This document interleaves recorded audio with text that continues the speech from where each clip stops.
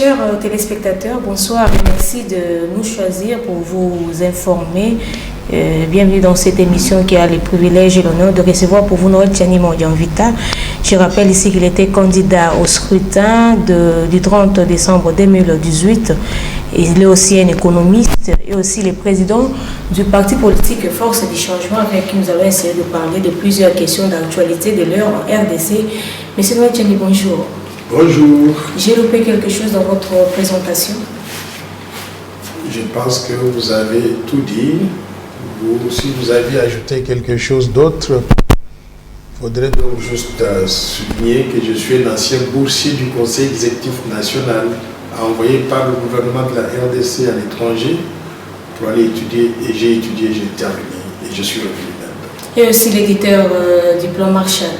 Je suis l'auteur du plan Marshall de Noël-Tchad pour la reconstruction et le développement de la RDC, une vision de développement qui ambitionne de sortir notre pays du sous-développement pour en faire un pays émergent en l'espace de 13 ans. Monsieur Noël, aujourd'hui, la RDC vit une hausse du taux de dollar américain sur le marché. Aujourd'hui, 10 dollars américains revient à 19 500, voire même 600 et 700. Selon vous, quelles sont les raisons de cette hausse du prix? La dépréciation de la monnaie congolaise, c'est quelque chose de très grave pour le pouvoir d'achat de la population du pays. Alors, vous savez que notre monnaie était introduite en juin 1998. Dès juin 1998, nous sommes d'ailleurs en train de célébrer maintenant 22 ans d'existence du franc congolais.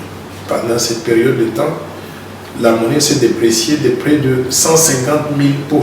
C'est-à-dire que si vous aviez 150 000 francs en 1998 et que vous avez mis cela dans un compte bancaire, aujourd'hui, il ne vous reste plus qu'un seul franc. C'est-à-dire que le pouvoir d'achat a été décimé, la population a été paupérisée. Quelles sont les raisons de cette dépréciation monétaire? Plusieurs raisons. La première raison, l'instabilité politique. Notre pays a connu tout pendant cette période, sauf la stabilité politique. On a eu des guerres à répétition, on a connu des attaques venant des troupes rebelles qui nécessitent que le gouvernement mobilise tout le temps des ressources financières, des ressources budgétaires pour combattre les rebelles. Ce qui veut dire que ce qu'on peut utiliser comme argent pour financer les projets de développement et développer l'économie, on le détourne vers la lutte pour la défense du territoire national. Deuxième raison, c'est que l'économie de la RDC ne produit pas. Nous avons une économie qui est totalement extravertie. Nous importons pratiquement du tout, y inclut notre propre nourriture. Les biens d'équipement sont importés. Et nous exportons quoi? Nous exportons nos matières premières à l'état brut. Donc il n'y a pas de valeur ajoutée dans notre pays, il n'y a pas de diversification économique. Troisième raison, c'est que le gouvernement a manqué une véritable politique économique. On a eu des politiques économiques en dents de scie, pas suffisamment cohérentes pour attirer des investissements en masse. Par contre, on a eu tantôt des politiques pour attirer des investissements. On lance un message que les investisseurs étrangers sont les bienvenus, mais les entreprises étrangères qui sont ici connaissent beaucoup de difficultés à cause de la corruption, de la bureaucratie, des détournements des fonds publics à cause des manques d'infrastructures, manque d'énergie, manque de routes, d'aéroports modernes, tout ça. Et troisième, quatrième raison suffisante, importante, c'est le manque de politique budgétaire. Notre gouvernement dépense trop d'argent et ne respecte pas la discipline budgétaire au point où nous avons toujours des déficits budgétaires qui sont financés comment? En faisant pression sur la Banque centrale pour qu'elle puisse tourner la planche à billets et produire des billets de francs congolais en grand nombre, tellement en grand nombre qu'avec le peu de devises disponibles, la dépréciation monétaire devient une chose pratiquement réalisée. Donc, la combinaison du manque de politique économique cohérente, manque de politique budgétaire crédible et manque de politique monétaire et d'échanges indépendantes menées par la Banque centrale, cette combinaison produit la dépréciation monétaire. Alors, qu'il faudrait-il faire pour stabiliser cela? Il faut faire exactement le contraire de ce que nous avons fait jusqu'à présent. Stabiliser d'abord l'environnement sécuritaire, mettre fin aux guerres à répétition, mettre fin à ces attaques rebelles, éliminer, exterminer, si je peux dire, toutes les troupes rebelles qui continuent à semer la désolation donc à l'est de la République et donc sécuriser l'ensemble du territoire national. Ça, c'est la première étape. La deuxième étape maintenant, il faut qu'on puisse avoir l'homme qu'il faut à la place qu'il faut. Au niveau de ceux qui dirigent le gouvernement, les ministères, les entreprises publiques, il faut qu'on ait l'homme qu'il faut à la place qu'il faut, et maintenant que le gouvernement ait une véritable politique économique qui attire des investissements, non pas simplement de la part des nationaux, mais également des investissements étrangers, pour qu'on puisse maintenant relancer la machine économique, qu'on puisse produire la production agricole, d'élevage et de pêche pour assurer ce que j'appelle l'autosuffisance alimentaire, mais également qu'on puisse diversifier l'économie dans le sens d'industrialiser notre pays pour que nous puissions transformer localement les matières premières en produits finis, produits semi-finis à l'intérieur du Congo et par conséquent créant, donc, ajoutant de la valeur à notre économie. En faisant ces choses-là au niveau du gouvernement, il faut maintenant que la Banque centrale agisse comme une véritable banque centrale indépendante, c'est-à-dire qui conduit une véritable politique monétaire crédible, où les décisions de la Banque centrale ne sont justifiées que pour des raisons de maintien de la stabilité monétaire plutôt que de chercher à plaire donc aux politiciens. Vous avez suivi un exemple tout récemment où un directeur de cabinet prend le téléphone, appelle le ministre des Finances et lui dit « Vous devez payer 57 millions de dollars à M. Jamal ». Et le ministre des Finances dit qu'il n'y a pas d'argent dans les caisses, la Banque centrale dit qu'il n'y a pas d'argent dans la caisse, le directeur du cabinet leur dit vous devez payer en utilisant les réserves d'échange.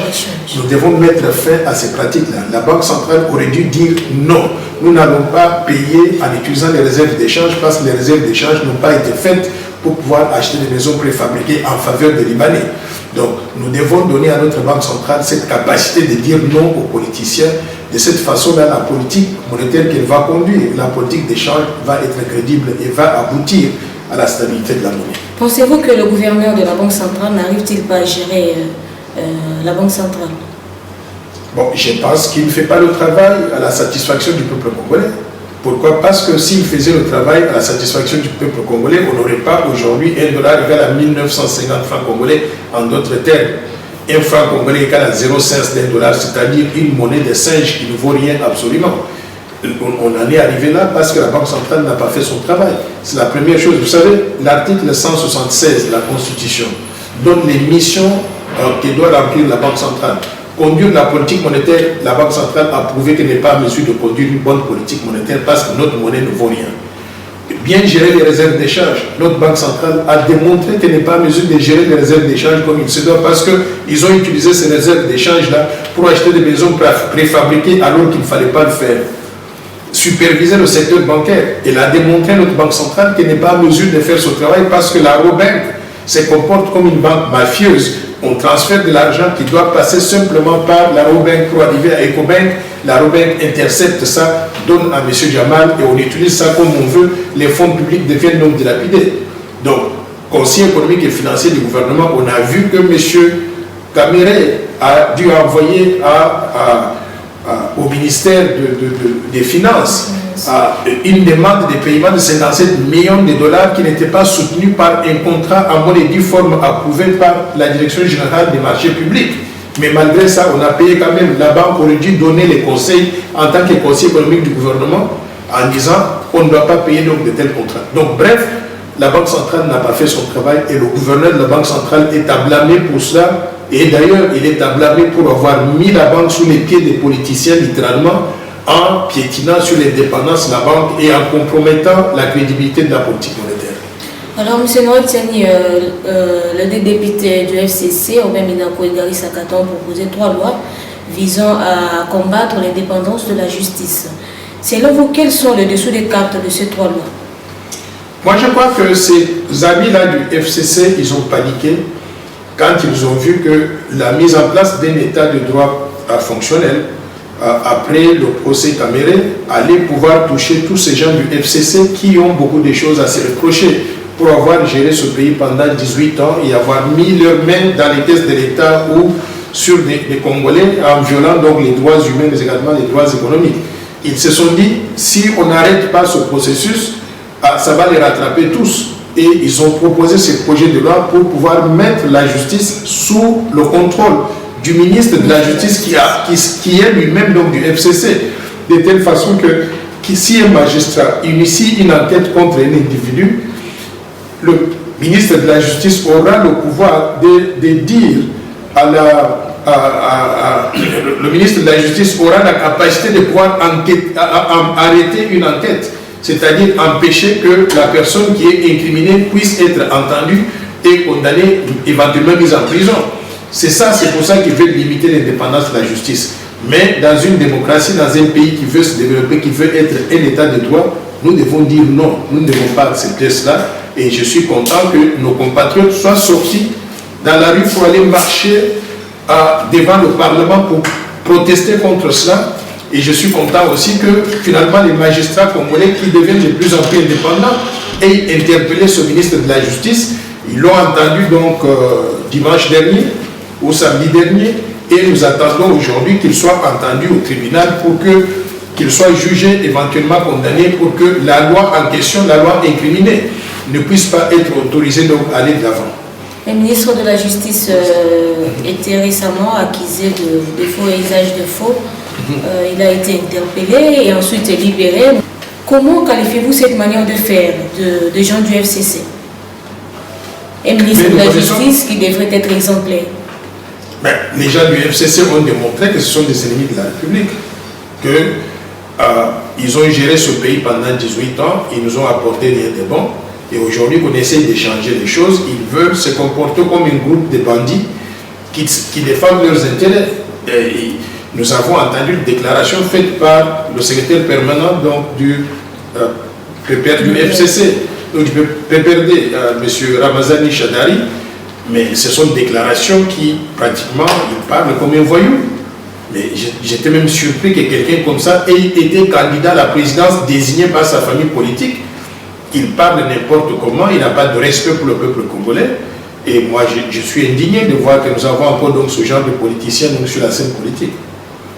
Donc, moi, je veux que ce ministre de la Justice soit entendu par le parquet et qu'il y ait une décision qui soit prise, qu'on le sorte du gouvernement. Parce qu'il a montré clairement qu'il a agi en ayant des conflits d'intérêts, en trichant, en envoyant à l'Assemblée nationale ses commentaires à lui, ses observations à lui, en prétendant que ces observations étaient les observations du gouvernement. C'est un mensonge, c'est faux, c'est du faux et usage du faux. Et maintenant, au-delà de cela, c'est un conflit d'intérêts. Pourquoi? Parce que si on mettait la justice sous le contrôle du ministre de la Justice, c'est lui qui allait avoir donc des pouvoirs amplifiés, agrandis. Donc on arrachait les pouvoirs à d'autres institutions de la République pour les donner donc au ministre qui est lui-même la personne qui avait donné ces observations donc à l'Assemblée nationale. Donc pour cela, moi je pense qu'il faut qu'il soit puni de façon exemplaire. Pour plusieurs Congolais aujourd'hui, ils ne veulent plus du mariage FCC Cash. Êtes-vous aussi de cet avis? Je suis de cet avis. Le mariage FCC Cash a paralysé notre pays. Pourquoi? Parce qu'on a lié les mains du président de la République avec un gouvernement pléthorique composé essentiellement du gens du FCC et qui montre d'ailleurs à travers le comportement de ce ministre de la Justice, ce qui montre très clairement que ce ne sont pas des gens qui veulent travailler dans les traits du pays. Donc moi, je suis aussi d'accord qu'il faudrait qu'on mette fin à son mariage. Et d'ailleurs, le chef de l'État peut utiliser cet incident causé par le ministre de la Justice pour dissoudre, pour révoquer le Premier ministre. Si le Premier ministre ne démissionne pas, on le révoque. Et si on révoque le Premier ministre, et en ce moment, on peut dissoudre l'Assemblée nationale, réorganiser les élections et avoir une nouvelle majorité qui peut permettre au chef de l'État éventuellement de gérer. Est-ce que c'est une décision facile à prendre? Il n'y a jamais de décision facile à prendre dans la vie. C'est une décision difficile, mais il faut se faire violence. Ça peut peut-être paralyser les pays? Le pays est déjà paralysé. Ça ne marche pas aujourd'hui. Si on ne peut pas faire des efforts pour remettre le pays sur les rails, je pense qu'on va rester comme ça et tout le premier mandat de Félix-Antoine Tshisekedi n'aura abouti à rien.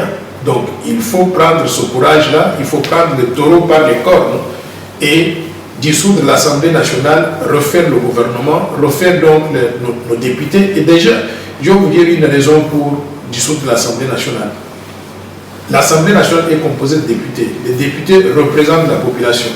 Vous voyez qu'à cause de ces projets de loi, Minako et Sakata, la population n'est pas d'accord avec les députés. On a marché contre l'Assemblée nationale, contre les députés, parce qu'ils ne représentent plus la base.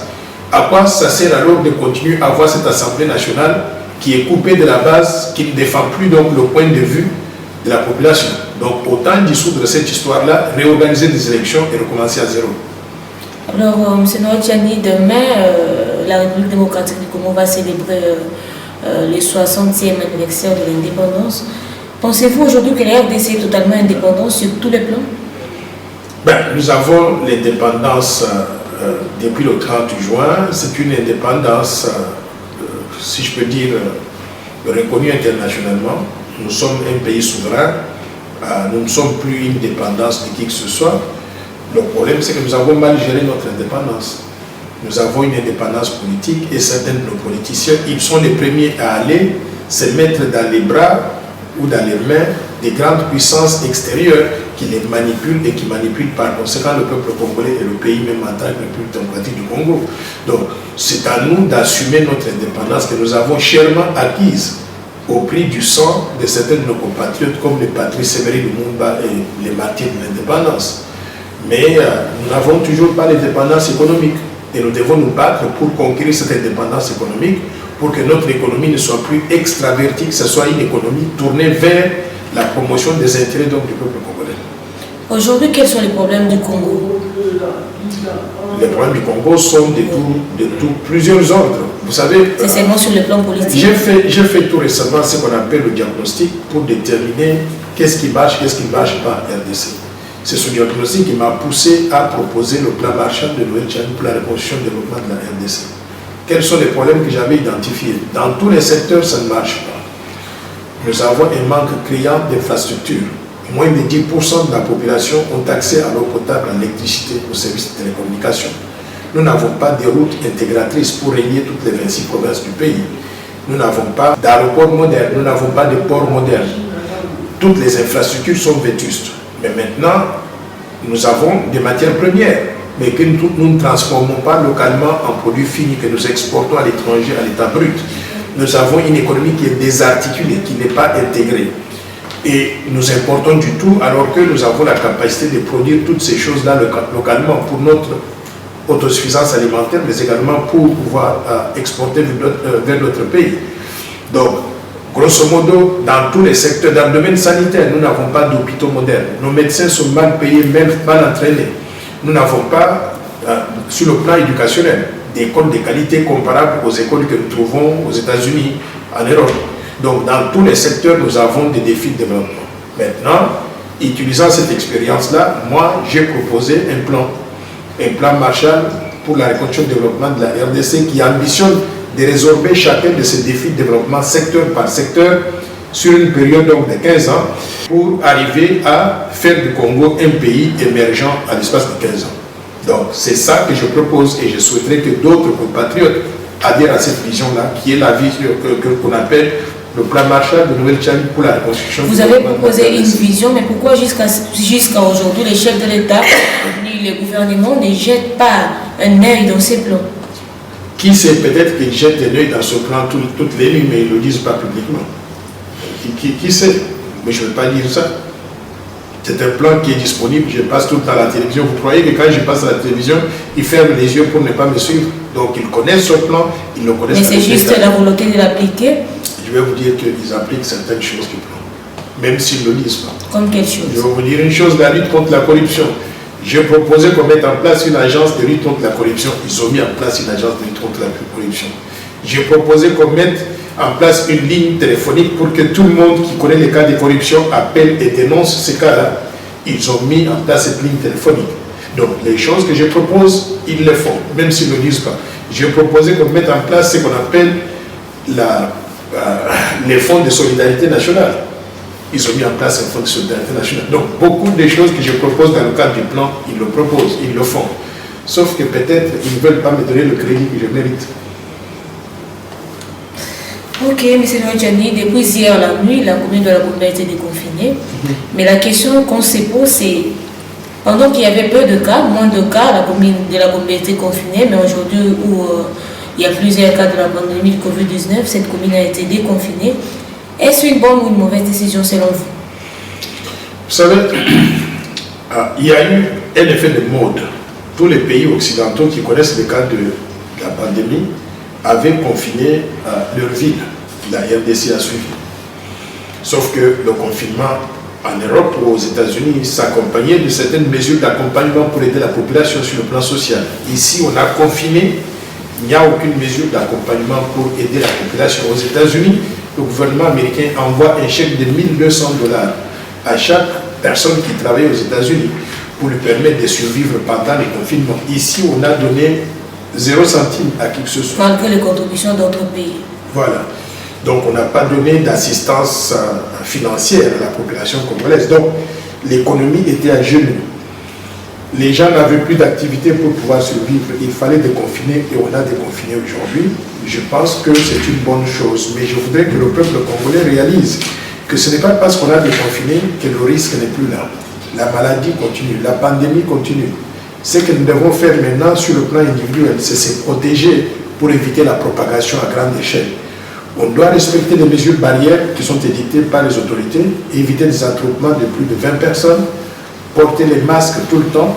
Quand vous arrivez donc à la maison ou vous êtes quelque part, nettoyez-vous les mains avec du savon pendant au moins 20 secondes et évitez de s'embrasser, de se serrer les mains. Donc toutes ces mesures barrières doivent continuer à être donc de mise. Maintenant, si vous sentez que vous avez des symptômes de la maladie, n'hésitez pas à appeler les numéros d'urgence qui sont, les téléphones d'urgence qui sont connus, le 101, le 109 ou bien le 110, et de demander que l'INRB vienne éventuellement vous faire le test pour déterminer si vous avez besoin d'assistance. Apparemment, ces numéros ne passent pas si souvent. Je n'ai pas testé, donc j'espère que si ce sont des numéros qui sont donnés par les officiels, si un numéro ne passe pas, essayez le deuxième ou le troisième. Alors, Honorable Tiani, pendant ce régime de Félix Antoine Tshisekedi, quelle est la lutte de votre parti Force du Changement? Ma lutte, à moi, la lutte de notre mouvement, ce n'est pas un parti politique, c'est un mouvement politique. Okay. Notre lutte, c'est de se sensibiliser la population pour que la population adhère à cette vision de développement que nous avons, qui est le plan Marshall, le plan de condition de développement de la RDC. Si toute la population arrive à y adhérer, nous allons travailler pour arriver à mettre en œuvre cette vision-là. Et si nous la mettons en œuvre, je vous garantis que nous allons nous développer à une vitesse exponentielle parce que nous pourrons devenir un pays émergent à l'espace de 15 ans. Pendant ces temps de confinement où la population est dans une misère incroyable, quelle est cette parole, quels sont ces mots que vous pouvez adresser à cette population? Je dis à la population, nous devons nous battre et nous devons maintenir la solidarité entre nous, nous entraider donc dans la mesure du possible et surtout qu'il ne faut pas désemparer, il faut que nous soyons positifs et que nous puissions aider les autorités qui ont en charge de pouvoir développer la RDC au profit de tous, les aider, les appuyer pour leur donner donc l'assistance qu'il faut, mais nous impliquer nous-mêmes en tant que participants, partenaires dans ce processus de développement, parce que si nous le faisons, nous allons développer la RDC, car personne d'autre, en dehors des Congolais, ne viendra développer le Congo au profit des Congolais.